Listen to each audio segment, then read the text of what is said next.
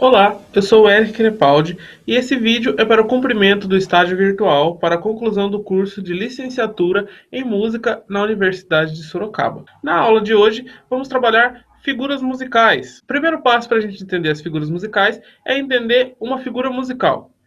A figura musical é composta por três partes: a cabeça, a haste e a bandeirola ou colchete. A cabeça da nota, a cabeça da figura, ela pode ser cheia, como está no desenho, ou ela pode ser vazia, que seria transparente ou em branco. Todas as notas positivas, que seriam as figuras que nós tocamos, têm uma cabeça.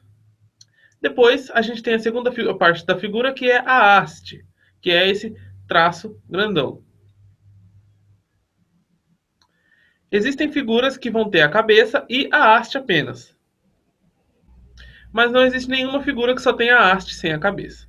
E por último, a gente tem o colchete ou a bandeirola, pode ser chamado dessas duas formas, que é esse rabinho que a gente tem aí na figura. Então, tem figuras que só vão ter a cabeça, tem figuras que vão ter a cabeça e a haste, e tem figuras que vão ter a cabeça, a haste e também o colchete.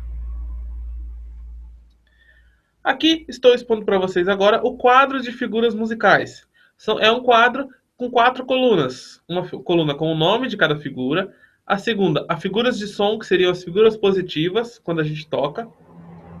O segundo, figuras de silêncio, que seriam as figuras negativas, que são as pausas. E a duração. Esse quadro da duração está relacionado à fórmula de compasso. Todas essas figuras nessa explicação vamos pensar uma fórmula de compasso de 4x4, ou seja, um compasso com quatro tempos. A primeira figura que vamos aprender é a semibreve. A figura musical dela é apenas a cabeça, pode ver que é a cabeça em branco. A pausa dela é sempre abaixo da quarta linha, parecido, a gente pode assemelhar com uma cesta de basquete. E essa figura vai se prolongar dentro de um compasso de quatro tempos, ela se prolonga pelos quatro tempos. Ou seja, uma vez que eu executar a semibreve, ela vai durar quatro tempos. Fazendo uma demonstração, se eu fosse cantar, ficaria tá, tá.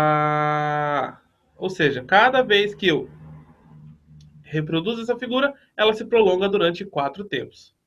Então, se eu quisesse preencher um compasso de quatro tempos, com a semibreve, eu teria que executar ela uma vez, pois uma vez ela já dura os quatro tempos e preencheria os quatro tempos.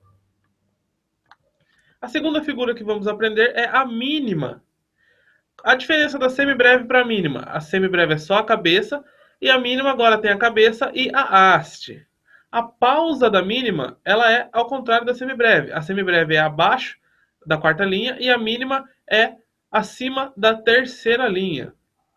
E a figura da mínima vai durar dois tempos, num compasso de quatro tempos. Ou seja, ela vale metade da semibreve. Dando uma demonstração mais uma vez, se eu fosse cantar, ficaria tá, tá. Ela se prolongaria apenas por dois tempos. Se eu quiser preencher um compasso com quatro tempos com a mínima, eu executarei ela duas vezes. Uma vez para os primeiros dois tempos e a segunda vez para os outros dois tempos, totalizando quatro. Beleza? A próxima figura é a semínima. Qual a diferença da semínima para a mínima? Que a semínima é a primeira figura com a cabeça cheia, com a cabeça pintada. Ela tem a cabeça e a haste.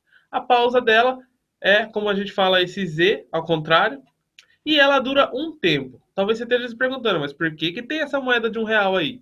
Vamos sempre pensar na mínima como se ela fosse a moeda de R$ 1. Com uma mínima, eu tenho um tempo inteiro. E como se eu tivesse uma moeda de R$ 1, eu tenho R$ 1. Então vamos lá. Se eu fosse cantar, ficaria tá, tá, tá, tá. Ou seja, se eu quiser preencher quatro tempos inteiros, eu preciso repetir a mínima quatro vezes, uma vez para cada tempo. A próxima figura é a colcheia. A figura da colcheia, ela tem a cabeça, ela tem a haste e a primeira figura que tem um colchete. Então, a cabeça cheia, a haste e um colchete. E a pausa dela, a gente pode dizer que é um Y ao contrário. e ela vai durar meio tempo, metade de um tempo. Como assim, Eric? Metade de um tempo. Vamos pensar nela como se fosse a moeda de 50 centavos. Para eu ter R$ 1, quantas moedas de 50 centavos eu preciso? Preciso de duas moedas. Se eu quiser ter um tempo inteiro, quantas vezes eu vou ter que repetir a colcheia? Duas vezes. Meio mais meio, um inteiro. Ou 50 mais 50, 100, R$ 1. Beleza? Então, se eu for cantar isso, para cada tempo eu tenho que cantar duas colcheias. Tá, tá, tá, tá, tá, tá, tá, tá. Recapitulando, a semibreve, uma vez ela já preenche os quatro, a mínima, duas vezes para preencher os quatro, a semínima, quatro vezes, uma para cada tempo, e agora a colcheia eu vou ter que repetir 8 vezes, pois são duas vezes para cada tempo. A próxima figura é a semicolcheia. Qual a diferença da colcheia para a semicolcheia? A semicolcheia tem dois colchetes. Ela tem a cabeça, ela tem a haste e agora dois colchetes.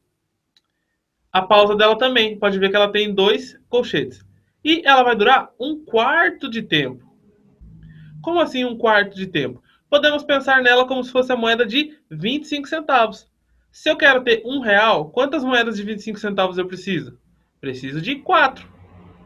E com a semicolcheia é a mesma coisa. Se eu quero ter um tempo inteiro, eu preciso repetir 4 vezes a semicolcheia.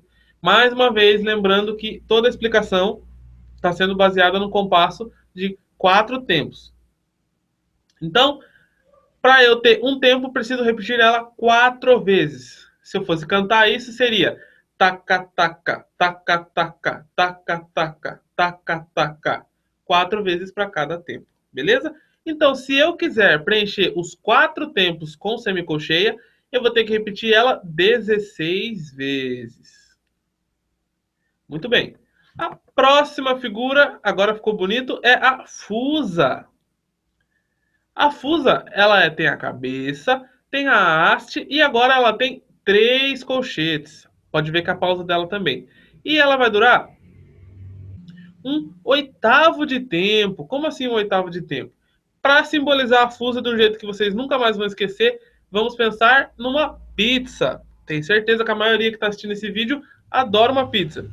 A pizza tem quantos pedaços? Geralmente a pizza tem 8 pedaços. Então vamos pensar que cada pedaço é uma fusa. E uma pizza completa seria um tempo todo. Então, se eu tenho uma pizza de 8 pedaços, eu tenho uma pizza completa. Então, se eu tenho 8 fusas, eu vou ter um tempo inteiro. Então, pensa comigo. Para cada tempo, eu vou ter que repetir 8 vezes a fusa. É nota pra caramba. E se eu quiser preencher os 4 tempos com a fusa, como que vai ficar? Eu vou precisar repetir a fusa 32 vezes. 8, 16, 24 e 32. 32 vezes, bastante nota. E a última figura é a semifusa. A semifusa tem a cabeça, tem a haste e tem 4 colchetes.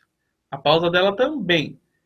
E ela vai durar 1/16 de tempo. Nossa, agora como assim 1/16 de tempo?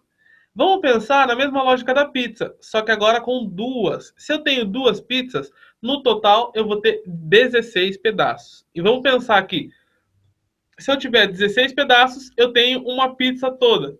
Então, se eu tiver 16 semifusas, eu vou ter um tempo inteiro, como se cada fusa fosse um pedaço dessa pizza, dessas duas pizzas. Então, se eu quiser preencher 4 tempos com a semifusa, eu vou precisar, no total, repetir ela 64 vezes. 16 vezes para cada tempo.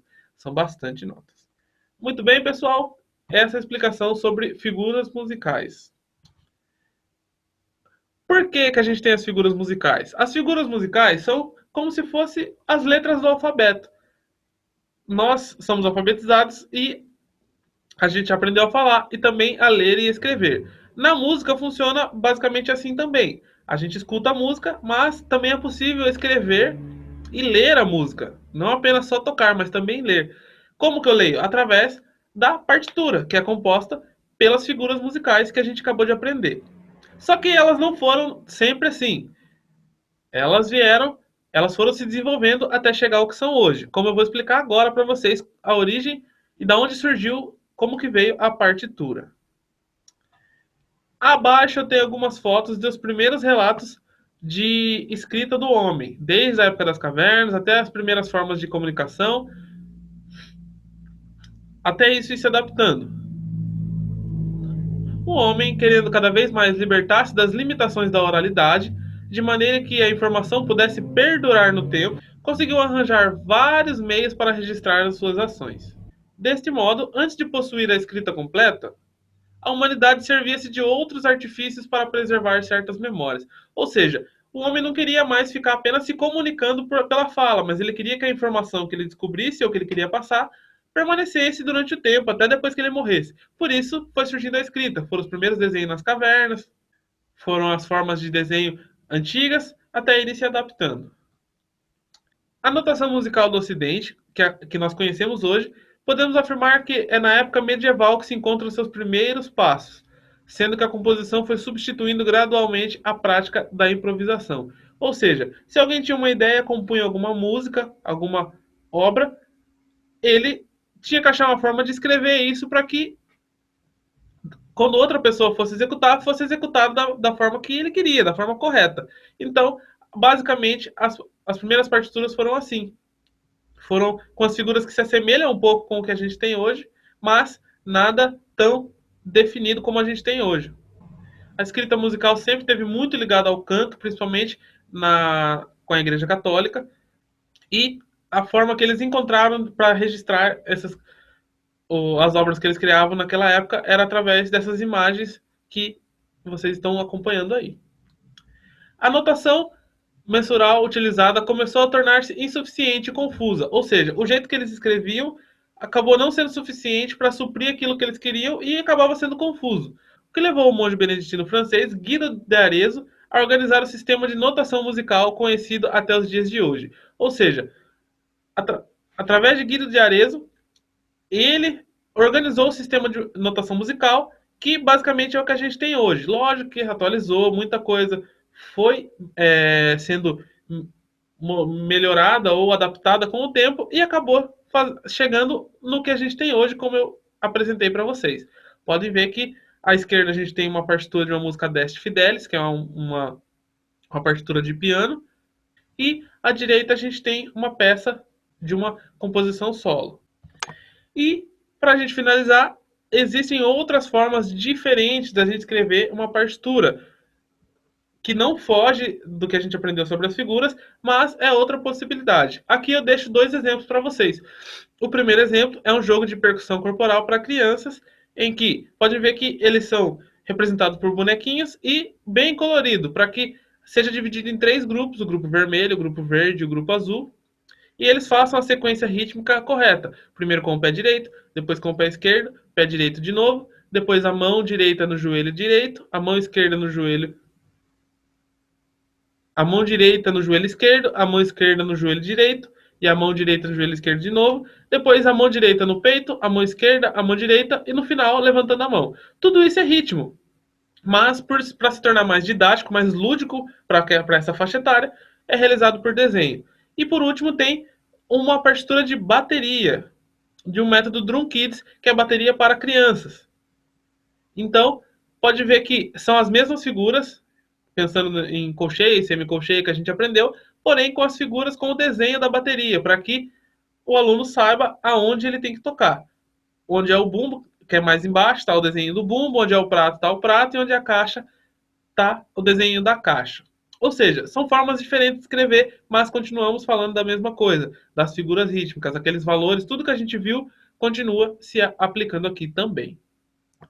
Bom, então essa foi uma breve explicação sobre notação musical, sobre partitura e sobre novas formas de escrever essa partitura. Muito obrigado a todos que assistiram e até uma próxima.